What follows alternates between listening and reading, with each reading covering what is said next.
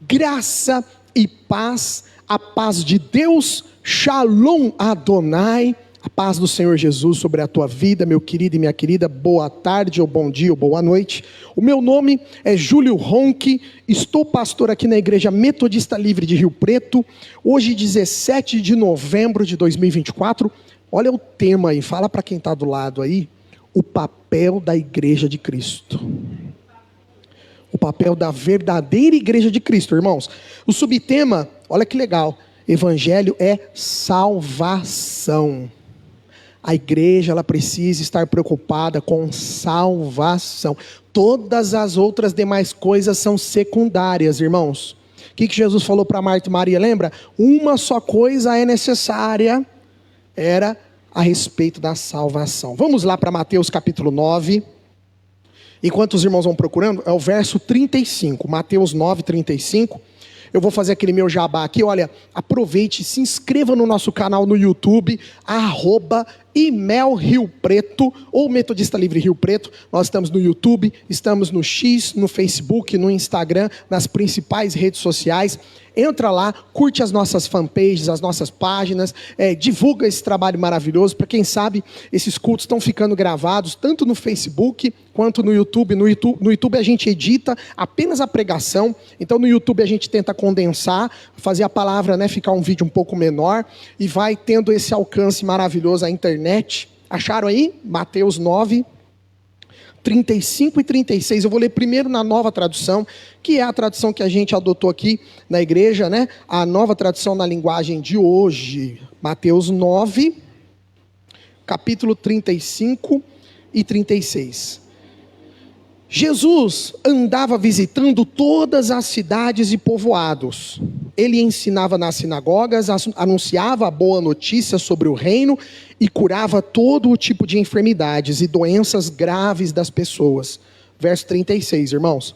Quando Jesus viu a multidão, ficou com muita pena daquela gente, porque eles estavam aflitos e abandonados, como o quê?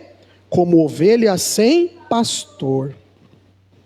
Quem tiver Almeida Revista e Atualizada, eu também trouxe o texto na Almeida Revista e Atualizada. E percorria Jesus todas as cidades e povoados, ensinando nas sinagogas, pregando o evangelho do reino, curando toda sorte de doenças e enfermidades. Verso 36. Vendo ele as multidões, compadeceu-se porque delas, pois estavam aflitas e exaustas como ovelhas que não têm pastor. Vamos parar por aí, não fecha o texto não. Eu gostaria, irmãos, que nessa noite, o contexto teológico eu vou tentar fazê-lo condensado, vamos ver se eu consigo, bem resumido.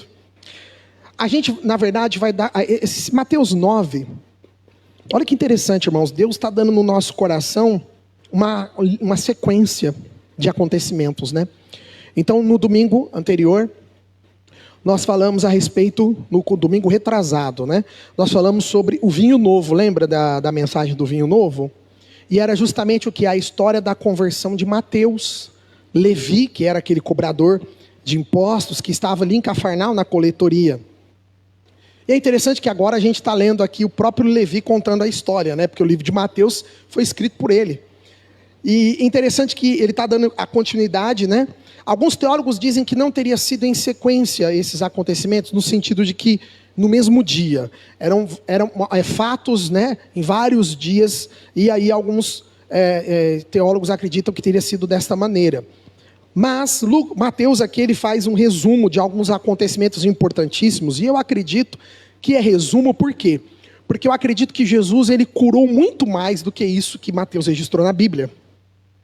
Eu acredito que Jesus, ele fez muito mais milagres do que o que Mateus registrou aqui na Bíblia. Então, eu também vou ao encontro desses pensamentos, desses pensadores, desses teólogos, de que na verdade Mateus ele fez apenas ali um apanhado de algumas coisas que ele ia se recordando e ele ia ali escrevendo.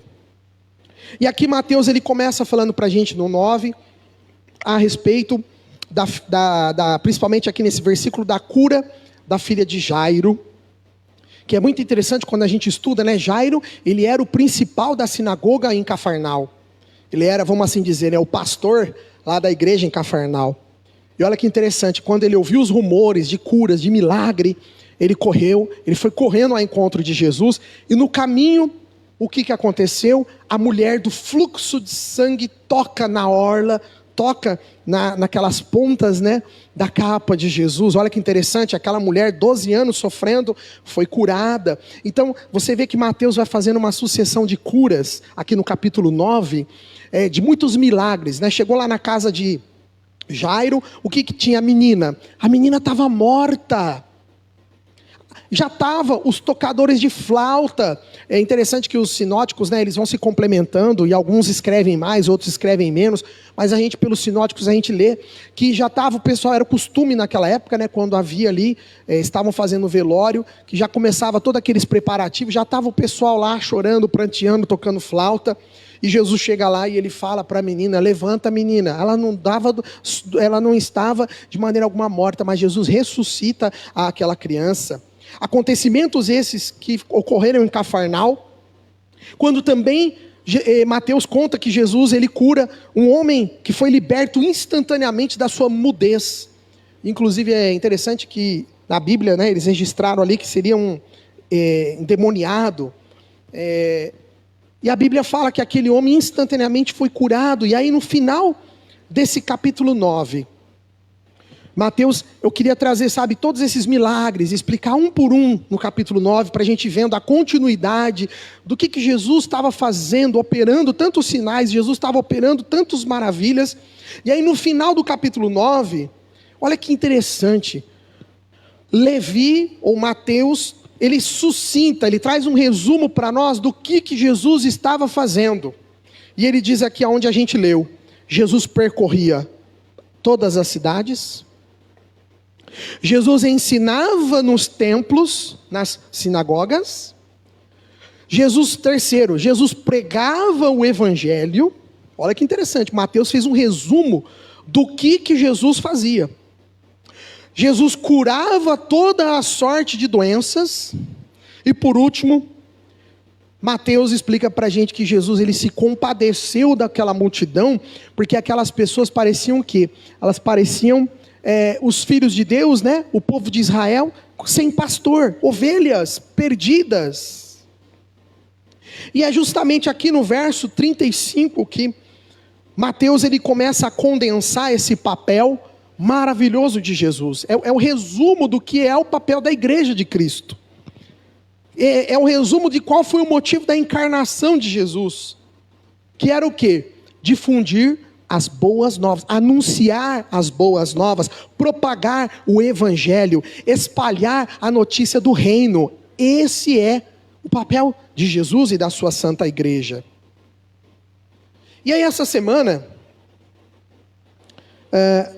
até teve acontecimentos, né, trágicos nessa semana, e que me levaram a ficar pensando, qual é o verdadeiro papel da igreja de Cristo? Qual que é o verdadeiro? Qual seria de fato a função da igreja cristã? Da igreja que Jesus deixou para nós, que Ele nos ensinou? Qual que seria? Porque muitas vezes nós acabamos confundindo, nós acabamos misturando as coisas, e nós acabamos trazendo até confusão para a própria igreja. Ao invés da gente ajudar, a gente acaba piorando a situação. Nós precisamos entender, irmãos, que o cristianismo, que a igreja de Cristo, ela possui um papel importantíssimo, extremamente necessário. Entretanto, muitas vezes ele é confundido. Muitas vezes é misturado com tanta coisa que acaba destoando o que é o papel da igreja, do seu papel principal, da sua função primordial, da sua função primária, daquilo que é mesmo. E aí eu fiquei essa semana pensando, né? Quanta coisa que a igreja se parece, mas não é a função da igreja. E eu peço que você tenha paciência, me espere até o final para eu concluir minha linha de raciocínio. Senão, se você cortar aqui agora, você já vai sair do vídeo decepcionado. Não, por favor, eu vou ministrar com uma linha de raciocínio. Mas saiba de uma coisa, não é papel da igreja fazer ação social. Você sabia disso? Eu fiquei pensando muito sobre isso essa semana. Não é papel da igreja, esse aqui para mim é o mais, eu acho que é o mais complexo, né? Não é papel da igreja se envolver na política. Não é papel da igreja. Não é papel da igreja suprir a falta do Estado. Quando eu estou falando do Estado, eu estou falando do governo, né? Em muitos lugares a gente vê, né, a igreja suprindo tudo aquilo que era uma obrigação do Estado fazer. Em muitos lugares é a igreja que tem feito. Mas não é obrigação da igreja. Não é o papel da igreja. Não é o papel da igreja de Jesus. Mas calma. Logicamente, é uma obrigação do cristão. Agora eu vou ao inverso. Não é papel da igreja, mas é uma obrigação do cristão alimentar o próximo. Jesus nos ensinou a gente dar esmola, a gente ajudar o próximo. Sim, é obrigação do cristão. Jesus nos ensinou a importância, né? A Bíblia nos ensina a importância da nossa voz. Muitos dos apóstolos buscaram ter vozes nos seus tempos, né? Nos tempos em que eles viveram. Então é uma obrigação do cristão ele votar e ser votado. Sim, o cristão. É uma obrigação do cristão, sim, cobrar pelos seus direitos como cidadão. Sim, o cristão ele tem essa obrigação. Mas a igreja de Cristo, o cristianismo, a religião cristã, o único propósito fundamental dela é propagar o evangelho. É propagar o evangelho. É falar as boas novas, anunciar as boas novas.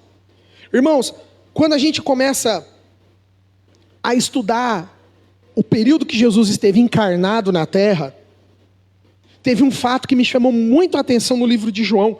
Eu gostaria que a gente viajasse lá para João capítulo 18.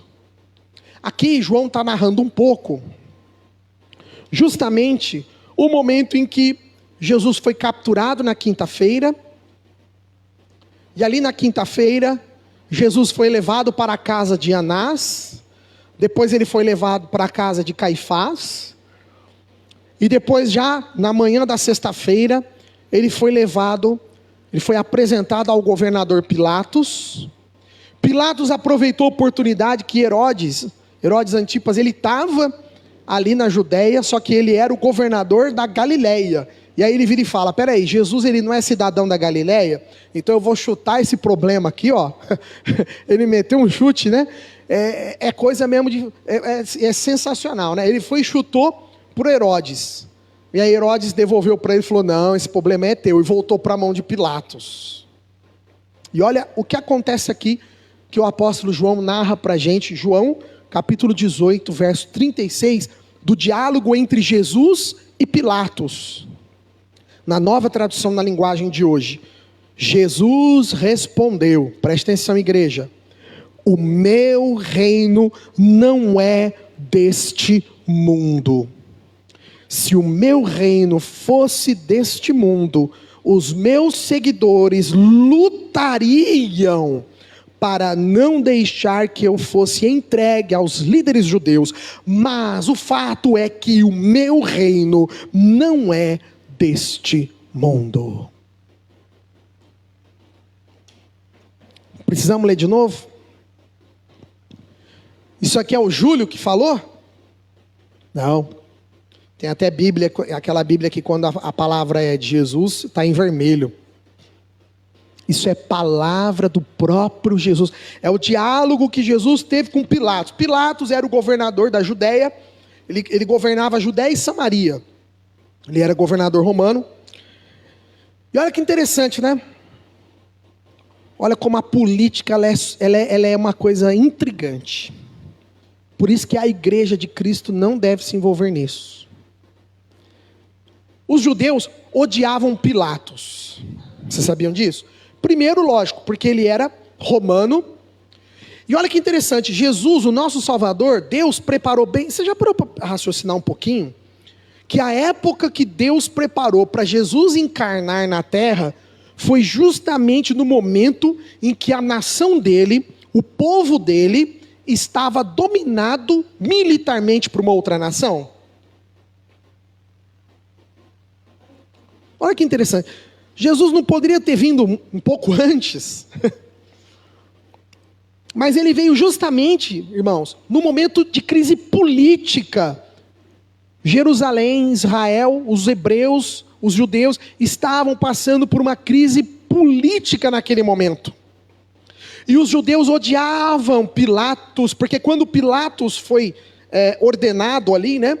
Ele foi colocado ali como governo da Judeia e da Samaria. Ele queria fazer uma obra muito grande, ele queria fazer um aqueduto para levar água para ele. E sabe onde ele foi arrumar dinheiro? Ele invadiu o templo e saqueou o templo. Então os líderes judeus, o Sanhedrim, o Sinédrio, eles odiavam Pilatos. Eles tinham aversão a Pilatos. Vocês estão entendendo? E agora eles vêm até Pilatos, se submetem até a autoridade de Pilatos, porque eles queriam executar Jesus, mas não queriam matar Jesus. Eles queriam que alguém matasse Jesus. Olha como que é. Isso chama-se política, irmãos. Por isso que a igreja de Cristo não deve estar envolvida nisso. Eu sempre vou pregar, eu vou até o final, espero da minha vida conseguir pregar isso. Pilatos era odiado, mas nesse momento ele foi adorado. Os líderes judeus foram até a casa do governador, não entraram na casa, porque, veja bem, era final de Páscoa, né? Era a sexta-feira da Páscoa. Eles não podiam se sujar. Se eles entrassem naquela casa de um estrangeiro, eles iam ter que fazer todo um ritual de purificação e eles iam perder a Páscoa no sábado. Então eles, o que eles fizeram? Ficaram do lado de fora da casa do governador. Pilatos teve que sair lá, provavelmente em alguma porta, com alguma varanda. O que está acontecendo aí? Ó, a gente está com esse cara aqui e ele está blasfemando contra Deus e contra o imperador.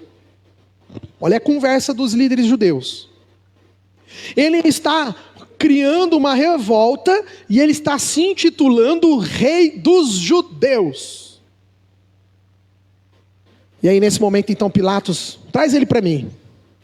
Quando então Pilatos interroga Jesus, e ele faz essa pergunta: és tu o rei dos judeus? E de início Jesus fala o que para ele? Você que está dizendo isso. É você que está dizendo. Ué, mas você é ou não é rei desse mundo? E aí Jesus então vem aqui em João 18:36 e responde para ele: o meu reino não é deste mundo. O fato é que mesmo diante de Pilatos, Jesus confirma que o reino dele não era desta terra. Ou seja, Jesus admite publicamente e politicamente que a esfera de atuação dele, a sua atividade fim, não estava vinculada a esta terra. Os propósitos dele não eram vinculados a esta terra. A grande problemática sempre foi o fato de que o ser humano que associou a religião cristã com as coisas dessa terra. Você pode ver, pega a história da igreja. A igreja sempre usando a palavra de Deus para justificar suas guerras. Foi ou não foi? É só a gente estudar a história, irmãos. Não teve tempo que a igreja fazia guerra em nome de Deus. Bom, até hoje ela continua fazendo guerra, né? O ser humano continua fazendo guerra em nome, muitas vezes, colocando-se Deus na situação.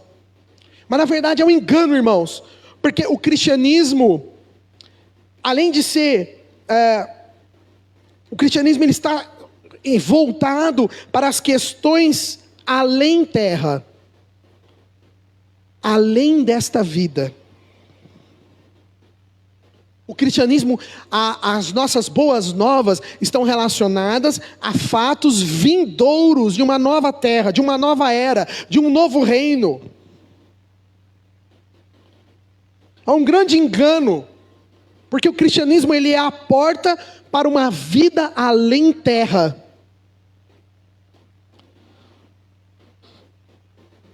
Nós não podemos negar, irmãos, que o papel do cristão, a obrigação do cristão é fazer o bem. Isso é mesmo. Nós cristãos devemos alimentar o faminto. Jesus não falou? Tive fome e não me deste de comer. Tive sede e não me deste de beber. Estive nu e não me vestistes.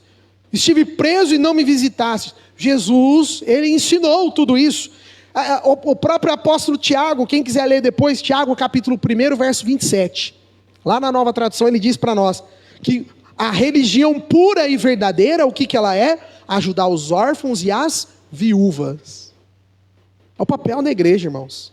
O próprio São Tiago ensina para nós que é a obrigação nossa como cristão praticar o amor, fazer o bem para o próximo. Quando a gente olha para a história do metodismo, o próprio John Wesley, quando a gente estuda a vida do precursor, né? Lembra sempre, irmãos, Wesley não fundou a igreja metodista. Outro dia eu vi um vídeo de uma mulher falando num Rios, e ela foi falando o nome das pessoas que fundaram as igrejas, né? E tadinha, ela tem que estudar mais metodismo. Wesley não fundou a igreja metodista, e Wesley nunca quis que existisse igreja metodista. Você sabia disso? Wesley, ele morreu como anglicano. O problema é que o coração do homem que traz a divisão. É o orgulho, é a ganância do ser humano que nos divide como igreja. Wesley, o coração dele sempre esteve firmado na sua igreja de infância. E olha que interessante, Wesley, quando a gente começa a estudar, ele sempre foi um homem à frente do tempo dele. Wesley, ele via nas obras o papel importantíssimo do cristão: servir e fazer o bem. Quando a gente estuda a vida de Wesley, olha que interessante, Wesley visitava semanalmente, isso antes dele virar diácono, antes dele virar depois presbítero, né? Antes dele virar professor em Oxford, ele já tinha um projeto que ele visitava toda semana cadeia na Inglaterra. Tanto é que ele pegou tuberculose visitando os presos. John Wesley, ele tinha ali um princípio de toda semana ele ia visitar os presos, levava comida e levava o principal, a palavra de Deus. Wesley fundou escolas, é no plural, não é uma escola não. Wesley fundou escolas. Wesley criou orfanatos. Nós temos o orfanato de Kingswood, lá na Inglaterra, que foi, como eu posso dizer, um dos primeiros atos de Wesley, juntamente com os irmãos, foi fundar esse orfanato de Kingswood, que inclusive quem estudou nesse orfanato, nessa escola em Kingswood, se eu não me engano, eu não sei se foi o Adam Clarke ou se foi o John Benson. Um desses dois estudou nesse colégio, foi aluno de John Wesley. Eu acho que é o Adam Clarke. Está entendendo? John Wesley, lembra que eu já falei para vocês? Ele fundou um banco do povo. Irmãos, eu estou falando isso 1740, 1750. Século XVIII. Olha a visão de Wesley. Ele fundou o banco do povo. O que ele via na Inglaterra? Muita gente queria trabalhar, mas não tinha dinheiro para começar ali o seu pequeno negócio. Wesley reúne com os irmãos da igreja e ele monta uma espécie de um pequenino departamento que emprestava dinheiro para as pessoas. Emprestava. Era 1 shilling. Eu não sei nem converter esse valor hoje, né? Porque naquele tempo de Wesley, né? A moeda na Inglaterra era 1 shilling. E eles começavam ali, muitas famílias conseguiram sobreviver por causa desse pequeno empréstimo. Aí a pessoa ia lá, comprava o material, começava o seu próprio pequeno negócio e ela avançava. Olha a visão do John Wesley, irmãos. Wesley, ele entendia que fazer o bem é a nossa obrigação como cristãos, é a nossa vocação como chamados para Cristo. Entretanto, Wesley nunca deixou de pregar o evangelho. É aí que está a diferença. A gente pode ter escola, a gente pode ter orfanato, inclusive a metodista tem, nós temos escola, temos projeto, né? Temos a escola na Bahia, que atende mais de 600 crianças, temos o projeto Todo Mundo Feliz em São Paulo, que eu acho que atende mais de 300 crianças, eu nem sei quantas crianças atende. A metodista tem projetos? Temos. Mas nós nunca podemos deixar de pregar o evangelho, nunca podemos deixar de anunciar o reino, porque isso é o principal, irmãos. Levarmos os pecadores ao arrependimento. Esse é o papel da igreja de Cristo Jesus: levar pessoas ao arrependimento. Porque a partir do momento que a igreja de Cristo se preocupar apenas em dar a cesta básica, em dar o alimento, em cobrir quem está nu, em suprir as necessidades humanas, a partir do momento que a igreja de Cristo se preocupar apenas com isso, sem contudo anunciar as boas novas, ela deixa de ser igreja de Cristo. Ela passa a ser uma entidade social, ela passa a ser uma mantenedora de escola, ela passa a ser muitas coisas, menos a igreja de Cristo. Porque a igreja de Cristo precisa necessariamente levar pessoas ao arrependimento. Por isso, cuidado, irmãos. Tem muitas pessoas que estão desfocando daquilo que importa. Tem muitas igrejas que, infelizmente, elas estão sendo muita coisa, menos ser igreja. Elas acabam se transformando em muita coisa, mas elas acabam deixando de ser igreja. A gente tem que entender, Jesus agia por compaixão? Sim. Ele agia movido por íntima compaixão? Claro. Jesus agia movido, compadecido por amor? Sim. Mas Jesus nunca deixou de falar do pecado. Mas Jesus nunca deixou de levar as pessoas ao arrependimento. Todo mundo que chegou a ele, ou tinha que mudar a vida, ou não ia se tornar seguidor dele. Tanto é que, quando a gente estudou domingo passado, a gente falou um texto do Flávio Joséfo. Quem lembra? Quantos milhões de habitantes tinha na Galileia? Vocês lembram? Nós falamos domingo passado. 3 milhões de pessoas que moravam na região da Galileia nos tempos de Jesus. Foi um censo, que o Flávio, aquele historiador chamado Flávio Joséfo. Tanto é que a gente vê o texto, Flávio Joséfo explica, que Jesus estava sendo pressionado na beira da água, e ele escolheu o barco de Pedro para ele entrar no mar da Galileia, no mar de Tiberíades. Era a multidão que seguia Jesus, porque ele estava fazendo milagres, ele estava curando, ele estava um monte de gente seguindo, mas era multidão mesmo. Só que na hora da cruz, quem que estava lá com ele na hora da cruz? Dá para contar numa mão. Está entendendo? Milagres, curas, maravilhas, isso é uma bênção, tudo isso é maravilhoso. Mas isso aí só faz atrair multidão. Seguidor, discípulo, tem que aprender que também tem a cruz para carregar. Que também tem um momento da sua transformação, do seu arrependimento. Jesus nunca deixou de pregar o arrependimento. Por isso que tem momentos que a multidão ia embora. Não teve um momento assim? Que Jesus virou e falou para Pedro: agora só falta vocês também ir embora. Todo mundo está indo? O que Pedrão fala para ele? Fala: só tu tens a palavra de vida eterna. Como que nós vamos te deixar, Senhor? Mas Pedrão dá uma escapada, Mas dura coisa é. Falou: Senhor, se tu continuar assim, vai todo mundo embora. O que Jesus fala para Pedro? Pedro, até vocês vão me abandonar. Está entendendo? Os discípulos viam que a palavra de Jesus era dura. Que o evangelho é você anunciar que a pessoa está em pecado, que a pessoa está no erro. É o papel do evangelho. É o papel da igreja de Cristo. Levar a pessoa ao arrependimento. Custe o que custar, irmãos. Nós vemos João Batista. João Batista, ele não agradou as pessoas. O que ele denunciava? Herodes. Lembra desse acontecimento?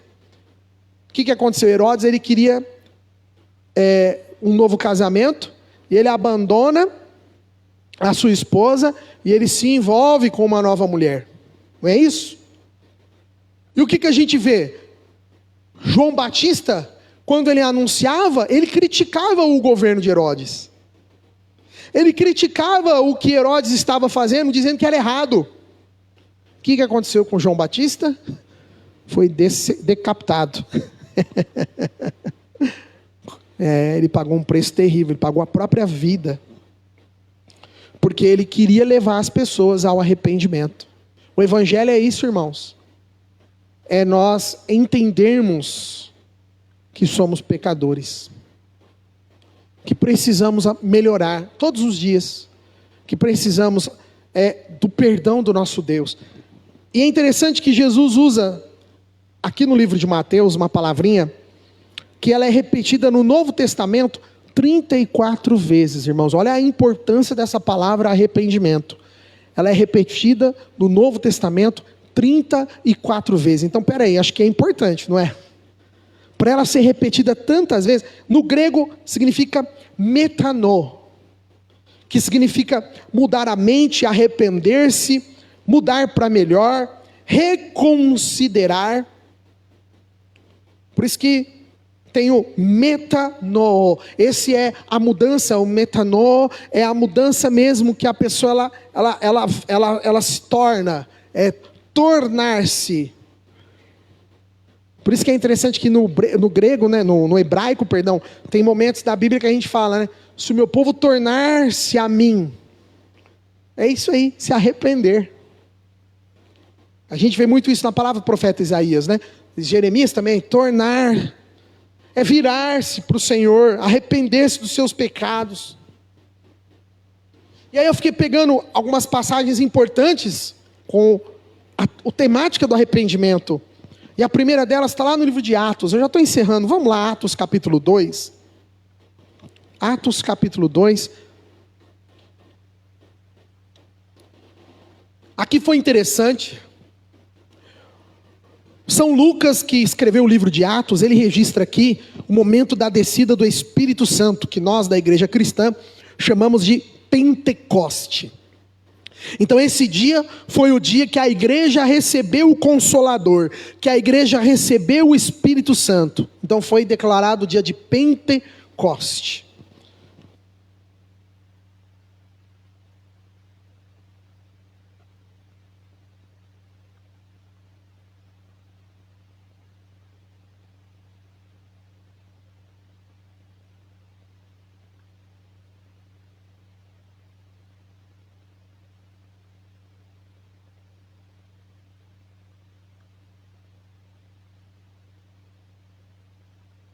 E é interessante, Pentecoste, por quê? Porque Pente é 50, foi depois de 50 dias certinho, né? Que houve a ascensão de Jesus, desceu ali o Pentecoste. Por isso que chama Pentecoste, sabia disso? Por causa dos 50 dias. Que os discípulos passaram ali, né? Os seguidores passaram em oração. E nesse momento que o Espírito Santo desce, o que aconteceu? Aconteceu um rebuliço, né? Aconteceu as pessoas passavam ali próximo, devem ter ouvido aquele barulho, porque tinha muita gente vindo de fora, de outras cidades, de outras nações, que falavam outras línguas, mas de repente todo mundo estava falando uma só língua, aleluia! De repente todo mundo estava falando uma língua diferente, que as pessoas não estavam entendendo o que estava acontecendo, e naquele momento começa um burburinho em volta do lugar aonde eles estavam, e Pedro, ele, impelido pelo Espírito Santo, Pedro ele começa a dizer o seguinte, ele diz assim lá em Atos capítulo 2, verso 38, para aquela multidão de curiosos que estavam ali, tinha muito curiosos, que estavam querendo saber o que estava acontecendo naquele lugar, muita gente estava chegando ali, por causa que estava ouvindo aquele barulho, e Pedro notou aquele monte de gente em volta, quando Pedro começa dizendo, arrependam-se, cada um de vocês seja batizado em nome de Jesus Cristo, para que os seus pecados sejam perdoados, e vocês receberão de Deus o Espírito Santo, aleluia. Pedro aproveitou, ele foi movido pelo Espírito Santo, ele aproveitou aquela oportunidade. E olha que interessante, se a gente seguisse o texto em Atos capítulo 4, mas nós vamos parar por aqui. É interessante que em Atos capítulo 4, aonde Pedro é usado, lá no pórtico de Salomão, lembra? Que acontece, está ele e João na porta, né, das ovelhas, ele cura aquele paralítico, ele, João, e de repente ele vai para o pórtico ali de Salomão, ele começa a pregar, e lá mais uma vez Pedro fala diante das autoridades judias, arrependam-se dos seus pecados. Olha Pedro sendo usado, impelido pelo Espírito Santo. Um outro exemplo da mensagem de arrependimento, vamos voar lá para Atos capítulo 17, estou encerrando já. Atos capítulo 17, verso 30, para você que está em casa, desanimado, desanimada, para você que está assistindo a gravação no YouTube, que anda a tua fé desanimada, meu querido e minha querida, olha a mensagem que Paulo, de maneira maravilhosa, ele prega, sabe aonde? A gente fala para a igreja cristã não se envolver na política, mas nós cristãos nós temos que entrar lá, André. Paulo estava na Câmara Municipal em Atenas, era chamado de Areópago, era o lugar onde Paulo estava nesse momento. Paulo foi convidado pelos gregos atenienses, e Paulo começou a fazer uma explanação maravilhosa, movido pelo Espírito Santo, o Espírito Santo colocando a palavra na boca de Paulo. E olha que interessante, quando Paulo no verso 30, Atos 17, verso 30, capítulo 17, verso 30, na Nova Tradução: no passado Deus não levou em conta essa ignorância, mas agora Ele manda com que todas as pessoas e em todos os lugares se arrependam dos seus pecados. Aleluia! Paulo, maneira majestosa, ministrou no Areópago, que era a Câmara Municipal lá em Atenas, e Paulo começou falando: olha, estou vendo aqui meus conterrâneos, meus irmãos, eu estou vendo aqui, olha, muitos deuses, havia ali muitas estátuas que ele tinha observado em Atenas, porque Atenas era um país, a religiosidade politeísta, adoravam inúmeros deuses, e Paulo começou a ver: olha, eu vejo aqui, tinha muitos deuses dos quais vocês adoram, mas eu venho falar de um Deus desconhecido para vocês, aleluia. E Paulo continua pregando, Paulo continua falando sobre a morte de Jesus, e Paulo culmina a sua mensagem no tema do arrependimento. E aí eu pergunto para você: todos os atenienses foram transformados? Não, não foram. A Bíblia registra que muitos começaram a sair dali do Areópago, foram embora, viraram as costas para Paulo. Isso aí está viajando. Mas não importa, irmãos, se uma alma se arrepende, vale a pena, né? Ali houve pessoas que se arrependeram, e a igreja de Cristo foi firmada em Atenas por causa da mensagem de Paulo. Vamos lá para o finalzinho agora, para Apocalipse. Estamos terminando. Capítulo 2, verso 5. Agora é a mensagem do apóstolo João. João, ele recebe a revelação, tanto é que esse livro chama Revelação de João, revelação, né? Por isso que é Apocalipse. O que é Apocalipse? Apocalipse significa aquilo que estava oculto, aquilo que estava escondido e aquilo que foi revelado. Isso significa Apocalipse. Então esse livro a gente chama de Revelação do apóstolo João, quando justamente no capítulo 2 e no capítulo 3... aquele cujo qual eu caí aos seus pés, como João começa já falando assim, que ele foi arrebatado para um lugar especial, que na hora que ele viu aquela figura espetacular, ele não aguentou, a unção era tanta, que João relata que ele cai aos seus pés. E aí João continua toda a história, né? Que ele come aquele livrinho e começam as mensagens. E há 7 importantes mensagens para 7 importantes igrejas naquele tempo, muitas delas localizadas na Ásia Menor, ou quase que sua totalidade. E uma delas nós vamos falar agora sobre, justamente da igreja de Sardes. Vamos abrir aí, ó, Apocalipse capítulo 2, verso 5, na Nova Tradução. Já estou acabando. Olha João falando para as igrejas, né? Na verdade é o anjo que algumas traduções, né? Acredito que seja o próprio Cristo falando. Lembrem do quanto vocês caíram, arrependam-se dos seus pecados e façam o que faziam no princípio. Se não se arrependerem, eu virei e tirarei o candelabro de vocês do seu lugar. Nossa, irmãos, tem tanta figura esse texto, se a gente fosse traduzir ele aqui hoje, nós ia ficar a noite inteira, né? Tem muitas figuras aqui. Mas é interessante porque o candelabro, né? Porque na cultura judia, para eles, na cultura dos judeus, a luz, a lâmpada que se apaga, quando a gente pega os salmos, né? A gente vê Davi falando bastante sobre isso, né? Lâmpada para os meus pés, que a tua lâmpada não se apague sobre mim. Era o costume, né, entre os judeus, e tinha esse ritual, essa questão da luz, da lâmpada, do candelabro. E quando aqui esse anjo fala para João, dá esse recado para a igreja de Sardes, dizendo: olha, eu vou tirar o candelabro, vou tirar a luz que há dentro de vocês. É um recado muito forte, né? se eles não se arrependessem. E é interessante que eu fui ler o capítulo 2 e 3, a igreja de Tiatira, a igreja de Laodiceia, também recebem avisos para se arrependerem. Olha, você está entendendo, irmãos? Como que a mensagem do evangelho, a mensagem cristã, ela é simples. Arrependei-vos, pois vos é chegado o reino dos céus. É simples a mensagem do evangelho, não é difícil. E o último texto, agora a gente vai voltar lá para Lucas, para a gente encerrar. Agora é um texto do próprio Jesus, falando sobre o arrependimento. Olha que interessante. Aqui Jesus está narrando a parábola da ovelha perdida. E olha que fato interessante que Jesus aborda. De que aquela figura do pastor sai em busca de uma de suas ovelhas que se desgarrou. E que aquelas 99 ficaram protegidas no aprisco. E Jesus, ele termina a linha de raciocínio dizendo o seguinte. Lucas 15, verso 7. Na Nova Tradução. Pois eu lhes digo que assim também vai haver mais alegria no céu por um pecador que se arrepende dos seus pecados do que por 99 pessoas boas que não precisam se arrepender. Aí a gente fica pensando, poxa, Jesus quer dizer que um é mais importante que 99? Não! Não é essa como eu posso dizer, a linha de raciocínio. Não é esse o entendimento que Jesus está querendo nos ensinar. Não. Muita gente pensa, né? Um é mais importante que 99. Não, não é isso. O que Jesus está dizendo para nós, ele está dando a importância. Olha como é fundamental a pessoa se arrepender dos seus pecados.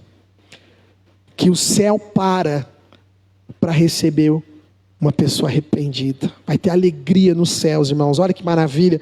Jesus, na verdade, ele está simplesmente dizendo para nós o seguinte: a importância que tem o arrependimento na vida da pessoa. Ele não está dizendo que 99 pessoas não importam e só uma importa. Não. As 100 pessoas importam para ele. Mas o que ele está querendo dizer é que o fato de uma delas se arrepender, isso gera nos céus algo fenomenal, algo sensacional, algo indescritível para nós na terra. Tamanha é a importância do arrependimento na vida do ser humano. Está entendendo? Tamanho é a importância. Então quando alguém te perguntar qual que é o papel da igreja de Cristo, a gente vai estar afiado nessa pergunta, não vai? Então lembra Mateus 9,35. Jesus, ele percorria as cidades. Olha o que Jesus fazia, o papel dele. Jesus ensinava nas sinagogas, nos templos. Jesus pregava o evangelho. Jesus curava toda a sorte de doenças. E ainda, no verso 36, Mateus ainda registra algo importantíssimo, né? Que Jesus se compadecia das pessoas. Ele era movido de íntima compaixão. Esse é o papel da igreja de Cristo. Muitas vezes a gente tem visto a igreja, ela indo atrás de política, ela indo atrás de pessoas, ela indo atrás de tanta coisa. E a igreja está esquecendo a sua função primordial, que é alertar as pessoas de que o reino dos céus está chegando. E de que tem muita gente, irmãos, que infelizmente já partiu e perdeu talvez a chance de se arrepender. E talvez perdeu a chance de repensar as suas vidas. Por isso eu e você somos chamados todos os dias para uma autoanálise. E para nós não deixarmos de anunciar essas boas novas. De que existe um lugar especial para nós. De que existe uma chance, uma oportunidade totalmente diferente da que nós temos nesta terra. E na qual Jesus está nos oferecendo, nos ofertando graciosamente. Não precisa dízimo, não precisa oferta. O dízimo e oferta, meus irmãos, é para abençoar a igreja, o templo. Para abençoar a parte administrativa. A igreja tem os seus compromissos. A igreja, quando eu digo a sua parte como eu posso dizer, administrativa, gerencial. Mas a igreja espiritual, ela não precisa de nada disso. A igreja espiritual, ela precisa tão somente do noivo e da noiva estarem unidos. É isso que nós precisamos buscar. O Senhor deixa no nosso coração essa mensagem de que evangelho é salvação. Todas as outras coisas que você ouvir em negócio de evangelho, que não for salvação, cuidado, que pode não ser o verdadeiro evangelho de Cristo Jesus. Obrigado você que assistiu até agora essa mensagem. Eu já deixo aqui um convite para você vir nos fazer uma visita na rua Fritz Jacó, número 1008, no bairro Boa Vista. Nós estamos quase que 2 quadras da Santa Casa e praticamente esquina com a rua Pedro Amaral. Domingos, 19 horas, horário de Brasília.